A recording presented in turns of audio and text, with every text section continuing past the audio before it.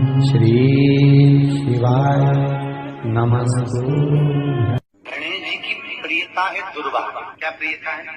दुर्वा। कितनी दुर्वा गणेश जी को समर्पित करी जाती है? मात्र 5। कितनी?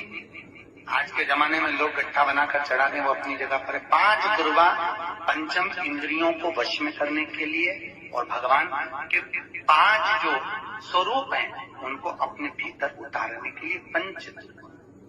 और दुर्वा में भी 3 गांठ। जब दुर्वा समर्पित करी जाती है तो उसमें नीचे दुर्वा की डंडी पर गांठ होती है। 3 छोटी छोटी गांठें होना चाहिए। कितनी गांठ? जो भगवान को समर्पित करी जाती है। जिसके घर में संपदा की कमी पड़ती हो, बीमारियां ज्यादा फैल रही हो, बहुत कष्ट हो महाराज, बहुत ज्यादा दुखी हो महाराज, कोई काम नहीं बन रहा, बहुत तकलीफ में हो, तो शमी पत्र, शमी की पत्ती, जहां गणेश जी का स्थान है वहां पर 5 शमी पत्र 5 समर्पित करें और शंकर जी के ऊपर 3 शमी पत्र समर्पित करें। बहुत ध्यान देना। 5 शमी पत्र जहां गणेश जी का स्थान है शिवलिंग में वहां समर्पित करें। 3 शमी पत्र शिवलिंग के ऊपर समर्पित करें। 1 शमी पत्र शंकर जी की चौखट पर लेफ्ट भाग में, जाते समय आपका उल्टा हाथ, जब मंदिर से निकलो तो उल्टे हाथ पर लेफ्ट भाग में शंकर जी की चौखट पर समर्पित करें 1 शमी पत्र। और महाराज घी का दिया जहां लेफ्ट भाग में आपने शमी पत्र रखा है, मंदिर में ना दिया लगाकर बाहर की ओर जहां शमी पत्र रखा है उसके ठीक साइड में एक घी का दिया लगा दीजिए।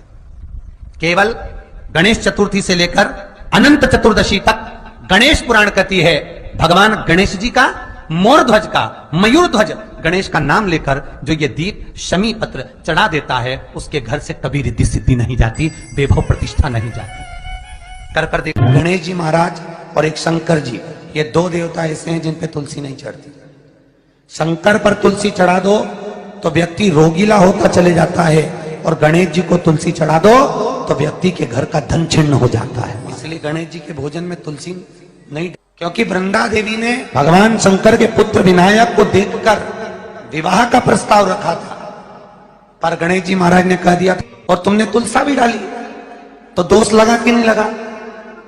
अरे बोलो तो लगा? नहीं लगा। क्यों नहीं लगा?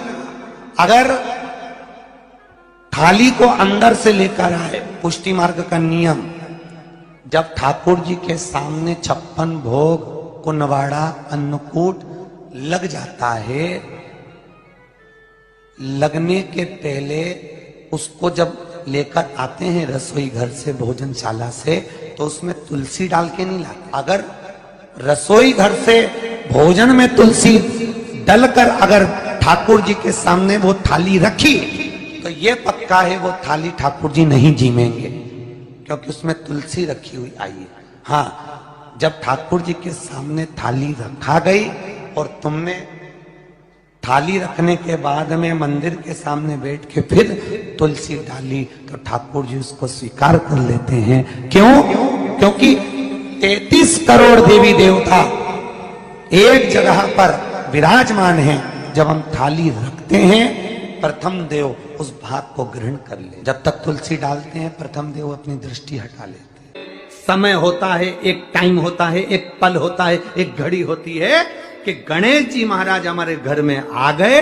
गणेश जी की सबसे पहली जो आरती हो, उस आरती के समय पर अगर धूप बत्ती जलाई जाए या गोबरी को जलाकर उसमें गूगल छोड़ी जाए और गूगल छोड़ने के बाद गणेश जी का नाम ध्रुम वर्ण कह दिया जाए तो गणेश जी को तुम्हारे घर की पूजा स्वीकार करना पड़ती है। बस वो समय हम तो बस उतना जानते हैं कि शिव महापुराण में लिखा और मुद्गल पुराण में लिखा, गणेश पुराण में लिखा, गणेश जी का एक नाम होता है ध्रुम वर्ण। क्या नाम है? ध्रुम वर्ण गणेश जी का एक नाम होता है। जब हम धूप जलाकर और धूप लगाने के बाद में गणेश जी की सबसे पहली आरती करने के पहले अगर हम सबसे पहली आरती गणेश जी की कर रहे हो, अपने घर में स्थापना कर रहे हो, बिठा रहे हो, और तुम चाहते हो कि गणेश जी मेरे घर में आके मेरी पूजा को स्वीकार करें और जो मांगू मेरा गणेश मुझे दे 10 दिन के अंदर, तो पहला नाम लेकर पुकार लेना ध्रुम वर्ण विनायक, बैठो, बस काम हो गया। वो फिर ही होकर आता। सुंदर जोड़ी थी शंकर और पार्वती की, सही है कि गलत है? कभी नहीं झगड़ते। इसलिए पृथ्वी पर ना तो लक्ष्मी जी के व्रत हैं, ना ब्रह्मणी के व्रत, न इंद्राणी के व्रत है। अगर पूरी पृथ्वी पर सबसे ज्यादा व्रत किसके हैं? माता पार्वती। तीज का व्रत किसका? पार्वती का। चतुर्थी का व्रत किसका? पार्वती का। चौथ का व्रत किसका? पार्वती का। छठ का व्रत किसका? पार्वती का।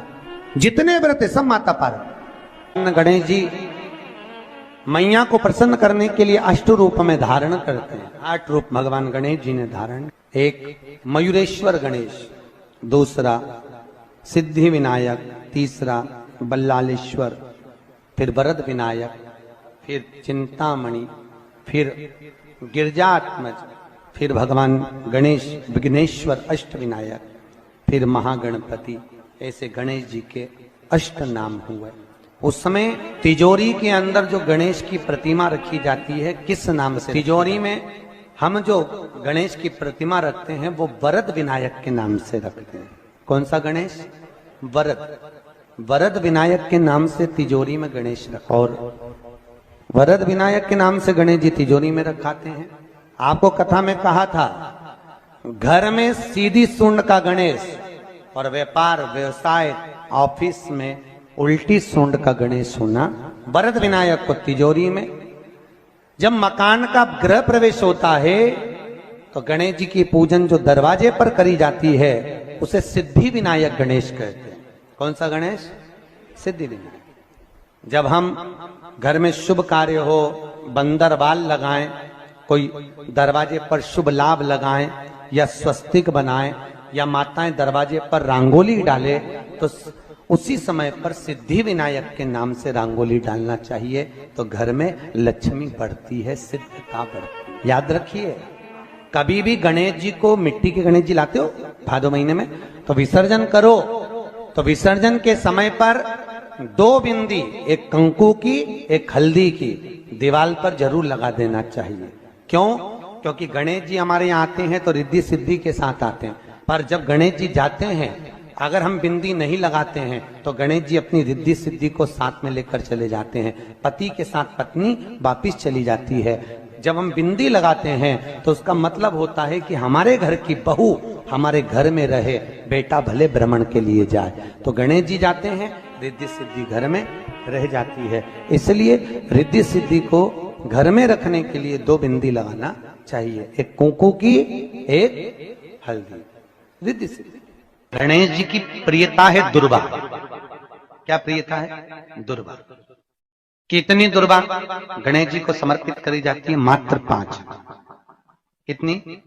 आज के जमाने में लोग गट्ठा बनाकर चढ़ा दें, वो अपनी जगह पर 5 दुर्वा पंचम इंद्रियों को वश में करने के लिए और भगवान के 5 जो स्वरूप हैं उनको अपने भीतर उतारने के लिए 5 दुर्वा।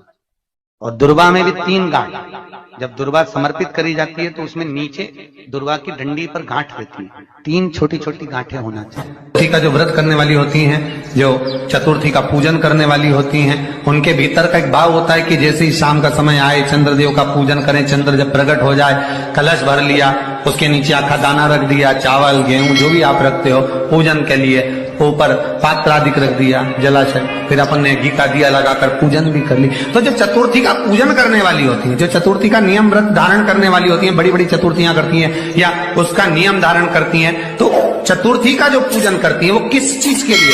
केवल संतान, पुत्र, परिवार, हमारा कुटुंब, हम जिस कुल में हैं, हमारा कुल वैभव की ओर बढ़े, संपदा की ओर बढ़े और उसकी आयु बढ़े, उसकी आयु बढ़े, वैभव बढ़े। बहुत ध्यान दीजिएगा महाराज। चतुर्थी की पूजन में जो आप आखा दाना रखते हो, गेहूं वगैरह कुछ भी जो रखते हो, उसकी बड़ी महत्वता होती है महाराज। यहां तक कहा गया है, चतुर्थी की कथा तो आप लोग पढ़ते होंगे, जो लोग पढ़ते हैं उनको मालूम होगा। चतुर्थी की कथा में लिखा है, चौथ माता के व्रत में वर्णन किया गया है कि वो आखा दाना जो रखा जाता है, मान लो कोई जरूरी काम होता है तभी आखा दाना को रखा जाता है, संभाल के रखते हैं कि हम इस काम के लिए जा रहे हैं और हमारा ये कार्य सफल होना चाहिए। तो जिसने चतुर्थी का व्रत करा है, जिसने चंद्रदेव का पूजन करा, चतुर्थी का व्रत करा, वो गणेश जी से विनती करके वहां से 2-4 आखा दाना उठा ले, और जो व्यक्ति का काम अटक रहा है अपने ही घर का, पर दूसरे कुल को नहीं देना, अपने ही कुल के अंतर्गत जो काम अटक रहा है उसकी जेब में, उसके पल्लू में उस चीज को रख दिया जाए। तो चतुर्थी जो अगली आती है, जैसे आप महीने की करते हो तो महीने की, और आप जैसे करते हो कि 4 अलग बड़ी बड़ी चतुर्थी करते हो तो उसके अनुसार आपका कार्य सिद्ध होता ही है। उस आखे दाने का इतना महत्व होता है क्योंकि चतुर्थी का व्रत करने वाली माता जब व्रत करती है तो स्वयं चतुर्थी की कथा में लिखा हुआ है कि पार्वती जी गणेश जी से चतुर्थी की कथा बचवाती। चतुर्थी की कथा बाची किसने थी? स्वयं गणेश जी महाराज ने। और सुनी किसने थी? माता पार्वती। बाचने वाले गणेश जी थे, सुनने वाली माता पार्वती।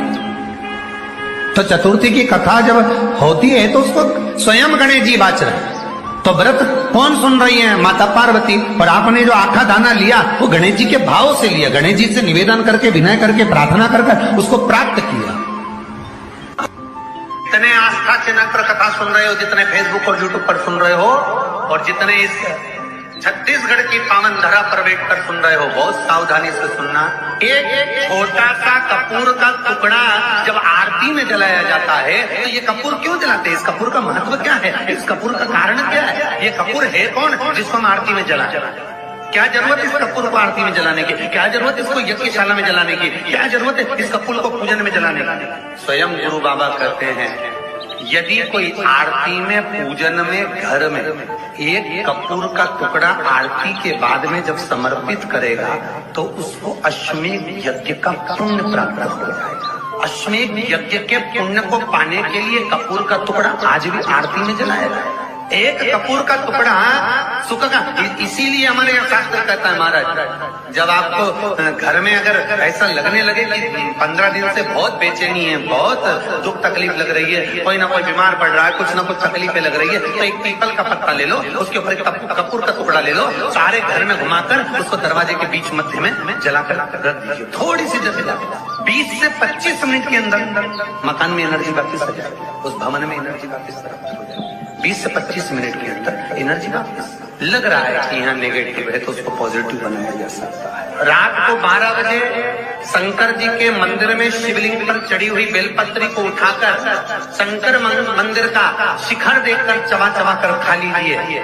आपके पाँव के घुटने बदलने की जरूरत नहीं पड़ेगी, ऑपरेशन की जरूरत नहीं। पेटता अलमस्तता। इस संवाद के अंतर्गत ये जो संवाद आया है, श्री गणेश जी महाराज ने श्री शैलम पर, कार्तिकेय महाराज की पावन धरा पर, मल्लिकार्जुन की पावन धरा पर, श्री शैलम में 3 प्रश्न श्री गणेश जी महाराज ने करे, और वो गणेश जी के 3 प्रश्न आपको भी ज्ञात होना चाहिए। पहला प्रश्न गणेश जी महाराज ने अपनी माता से कहा, माँ, मृत्यु लोक के अंतर्गत इस भूमि पर जन्म लेने के बाद में अगर व्यक्ति को वृद्ध अवस्था का सामना ना करना पड़े तो उसके लिए क्या करना चाहिए? सुन लेना जवान भाई, जितने भी बेटा बेटी बैठे हैं और जितने आस्था चैनल पर, फेसबुक, यूट्यूब पर सुन रहे हैं, बड़े ध्यान से सुन लेना कि मान लो कि हमें वृद्ध अवस्था देखना ही ना पड़े, उसके लिए क्या करना? तो कहा उसका एक ही साधन, राम राम रटते रहो जब तक घट में प्राण, कब हो तो दीन दयाल के भनक पड़ेगा। महाराज, एक कर्म करते रहो, तुम्हारा कर्म जरूर करो, काम करते करते करते करते करते करते भी भगवत स्मरण करते। धर्म और कर्म, इन दोनों में अंतर क्या? बोलो रे, जल्दी जल्दी बोलिए। धर्म और कर्म में अंतर क्या है? धर्म अष्ट विनायक में एक विनायक, सबसे प्रबल विनायक, अष्ट विनायक में सबसे प्रबल, जहां के वृक्ष भी मोर का रूप लेकर आवाज लगाते हैं शिव जी को, जहां की नदी सिंधुरासुर असुर के कारण। श्री शिवाय नमस्तुभ्यम, श्री शिवाय नमस्तुभ्यम, हर हर महादेव। यह उपाय पंडित प्रदीप मिश्रा जी ने गणेश चतुर्थी के दिन करने वाला है। इस उपाय को करने से भी हर मनोकामना पूरी। श्री शिवाय नमस्तुभ्यम, श्री शिवाय नमस्तुभ्यम, हर हर महादेव।